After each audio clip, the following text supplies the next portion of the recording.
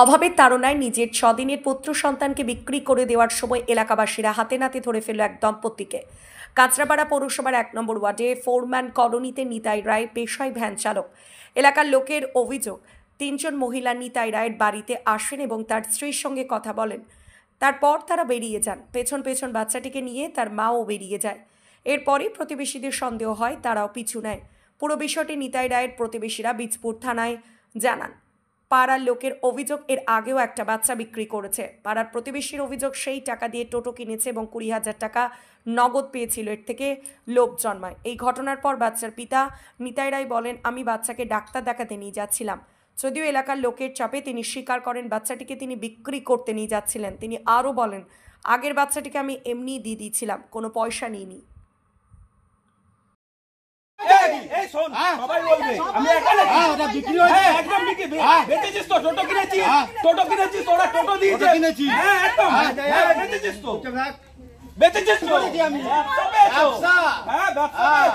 তুমি ভাবছো ব্যবসা পেয়েছি? একদম তো একদম ব্যবসা পেয়েছো। ব্যবসা ছুটি দেবো তোমাদের। ব্যবসা ছুটি দেবো তুমি? একদম। কি করবি? ব্যবসা ছুটি দেবো তো কি করবি? দেখে নিবে এবারে কি করবি? কি করবি? কি করবি? দেখে নিবি। কি করবি বল? কে বলেছে তোকে বাচ্চা বেচবো? আমি দেখেছি, আমি দেখেছি, আমি দেখেছি বাচ্চা বেচবো। বাচ্চা বেচার অভিযোগ উঠেছে পাড়ার থেকে, কি বলবেন? স্যার, আমি তো বাচ্চা বেচার আমার অভিযোগ নেই, আর আমি বাচ্চা বেচবো এমন কোনো কথা নেই। ঠিক আছে, আমি বাচ্চা বেচবো এমন কোনো কথা নেই। পাড়ার এত লোক অভিযোগ করছে, ঘটনাটা কি ঘটেছে? আমি আজকে বাচ্চাকে ডাক্তার দেখাতে নিয়ে যাচ্ছি।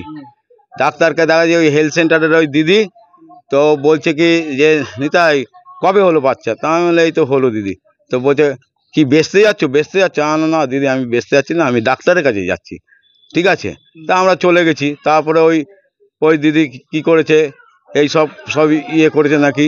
হ্যাঁ, আপনার বিরুদ্ধে পাড়ার এত লোক বলছে যে আপনি বাচ্চা বিক্রি করে দিচ্ছেন। আগের বাচ্চাটা একজনের টোটো আমি চালাতাম, ওনার বাচ্চা কাচ্চা ছিল না। তো উনি বললো, একজনকে আমার কাছে বাড়িতে এসেছে, বলছে যে নিতাই তোর কি আবার বাচ্চা কাচ্চা হবে? হ্যাঁ দাদা হবে। বলছে দেখো আমার তো বাচ্চা কাচ্চা নেই, তো এই বাচ্চাটা আমাকে দিয়ে দাও। ঠিক আছে, তুমি দাদা যদি নাও তো নিয়ে নাও, আমি কিছু চাই না। তো পরে বললো ঠিক আছে।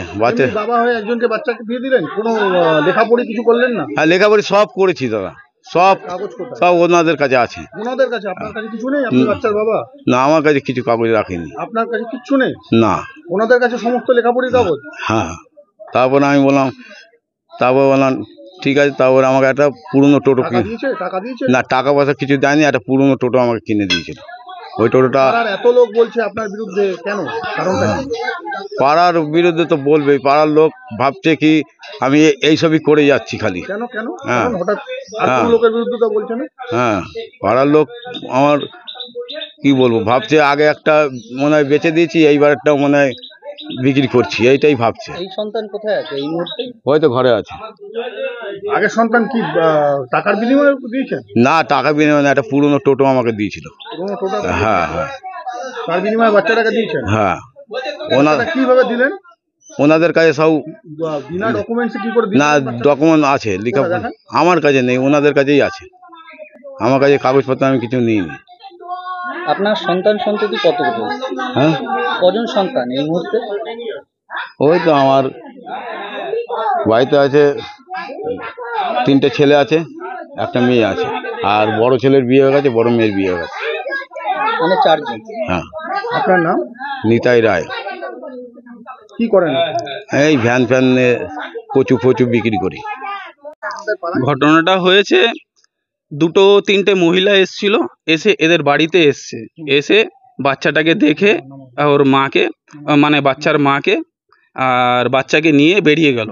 বাচ্চার মাকে নিয়ে বেরিয়ে গিয়ে ওই রাস্তার ওইদিকে, মানে কি মহিলাগুলো আগে চলে যাচ্ছে, ওরা বাচ্চার মাকে পেছন বাইরের লোক, এখানকার কেউ না, কেউ চিনি না। তো আমি দেখে আমি জিজ্ঞেস করি একজনাকে, তো বলছে যে হ্যাঁ এরা কিন্তু বাচ্চা বেচার জন্যই লোক এসছে, এরা যাচ্ছে। তা আমি এই শুনে আমি থানায় গেলাম। থানায় গিয়ে বললাম যে এরকম জিনিস হয়েছে, এটা বাচ্চা বিক্রি করছে, এর আগেও একটা বাচ্চা বেচেছে, আমরা কিছু বলিনি, এটা এদের ব্যবসা হয়ে গেছে। দেখছে যে কেউ কিছু বলছে না, পাড়ার লোকও কিছু বলছে না, তাই এরপরে আরও করি।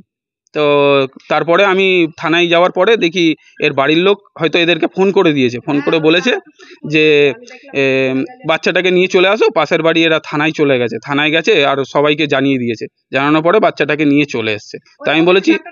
তা আমি বলেছি ঠিক আছে বাচ্চাটা থাকুক, বাচ্চাটা যাতে না বেচে, বাচ্চাটা না বেচলে এই যে এর মা রয়েছে এখানে, এদেরকে না করেছি আমি অনেক, শোনেনি আমার কথা। তা আমি বাধ্যতামূলক আজকে প্রেস ডাকতে বাধ্য হলাম আর থানায় গেছিলাম। থানা থেকে বললো যে ঠিক আছে তুমি একটা লিখিত কিছু দিয়ে যাও। আমি লিখিত দিয়ে এসেছি, দিয়ে আসার পরে বলেছি আমরা যাবো। এর আগের বাচ্চাটা উনি বলছেন যে দান করেছেন। না দান করেনি, একটা টোটো কিনেছে আর 20,000 টাকা এদেরকে দিয়েছে। না বেচেছে, আগের বাচ্চাটা বেচেছে। আমার নাম অভিজিৎ বিশ্বাস। আমি তো ছিলাম না, কাছ থেকে আসলাম, এসে শুনলাম এই ঘটনা। আর আমরা ক্লাবে যেত, পার্টি অফিসে যেত, আমরা বলতাম কি তোর পেটে এরকম বাচ্চা আছে, তো বলতাম না আমার পেটে জল জমেছে, মাংস হয়েছে, এরকম বলতো। আর তারপর যেদিন ছেলে হয়েছে এখন শুনছি যে আজকে যে বিক্রি করে দিচ্ছে। হ্যাঁ মানে দুটো মহিলা নিয়ে এসে, আমরা চিনি না মহিলাদেরকে, নিয়ে এসে ভ্যানে করে তারপরে নিয়ে গেছে। হ্যাঁ আগেও একটা বাচ্চা বিক্রি করেছে পুরনো বিলাকে।